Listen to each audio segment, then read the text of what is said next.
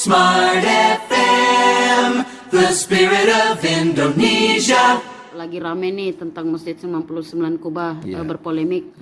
Katanya Pak Gu kan tidak melanjutkan tapi ingin melakukan audit dulu, salah satunya tentang audit fisik dan penggunaan anggaran karena Pak Gu menginginkan semuanya clean and clear. Tanggapan Pak Bastian sendiri selaku pengamat keuangan itu bagaimana Pak terkait anggaran di Masjid 99 Kubah sendiri? Jadi gini, kalau hal ini saya lihat Gubernur Nurdin Abdullah dalam hal ini benar dia. Pada ini kan Masjid 99 ini kan perpindahan kewenangan dari gubernur lama ke gubernur baru, ya kan? Memang harus dipelajari dulu. Nah, dipelajari itu karena ini menyangkut pembangunan yang ada di CPI, ya kan, CPI Central Point Indonesia. Nah, di sini di CPI ini sendiri dibangunlah Masjid 99 yang kalau ditelusurin anggarannya itu tidak ada di APBD 2017, 2018, 2019, tidak ada itu teranggarkan di situ. Tapi bisa jadi terbangun kan. Nah, terus kalau kita lihat di laporan BPK, ini juga laporan BPK, sebenarnya laporan BPK ini terlalu sumir kalau menurut saya, terlalu biasa-biasa saja, harusnya ditelusurin. Itu kan dalamnya bahwa masjid itu adalah punya Pemprov. Nah ternyata di laporan asetnya nggak ada itu masjid, ya kan? Jadi istilah saya tuh masjid ini sama dengan dibangun kayak Aladin yang gosok-gosok botol itu keluar masjid ya. Nah disinilah ada suatu ketidakjelasan antara penganggaran yang ada dikasih di masjid itu anggaran bersumber dari mana, ya kan? Kalau APBD dari mana? Yang jelas di APBD itu memang ada anggaran yang untuk pembangunan jalan, penimbunan jalan, setpel.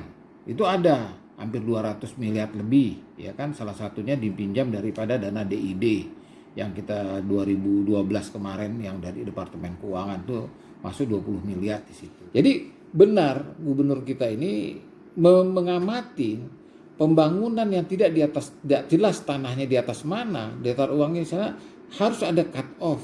Cut off itu pisah batas. Di mana tanggung jawab yang dulu dengan tanggung jawab yang sekarang. Ya, kalau sekarang diteruskan masuk di anggaran, katanya Pak Nurdin itu akan tidak mau cicil, dia anggarkan 72 miliar, ya kan? Ya saya pikir harus ada izin DPRD dulu.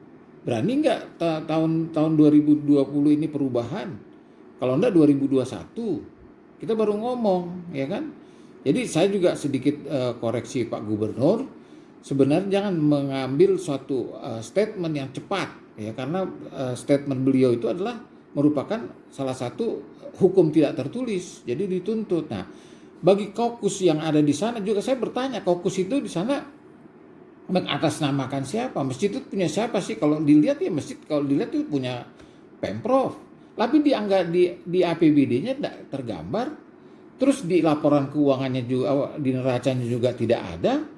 Jadi masjid itu nggak tahu siapa yang punya. Tapi kalau kita lihat ya, kalau lihat di CPI kan Pemprov. Nah, kaukus ini masuk ke sana, jangan sampai jadi buyar ya. Ini ada indikasi membuyarkan suatu permasalahan ya. Satu pihak orang jadi akhirnya jengkel ya dengan pemerintahan sekarang ini, kenapa nggak dibangun, kenapa nggak diproses. Ya ini ada suatu hal yang sebenarnya krusial, tanggung jawabnya siapa. Ini masalah nanti kalau pakai uang negara yang tidak sesuai dengan aturan, ini pidana. Nah disitulah sebenarnya saya sempat sedih juga ngumpulin uang masyarakat, terus dasar ngumpulin uangnya pakai apa? Apakah ada yayasan? Ya, apakah oknum? Kalau oknum bahaya tuh, harus ada yayasan. Yayasan apa kaitannya dengan itu masjid? Saya tanya yang kokus-kokus itu.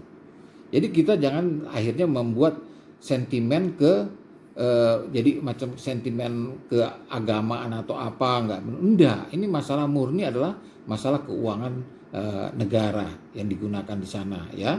Jadi saya tidak membela dalam hal ini Gubernur Nurdin Abdullah benar.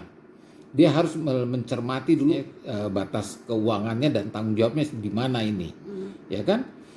168 miliar yang diperkirakan dana untuk membangun masjid itu saya rasa dana fantastis sekali, besar sekali.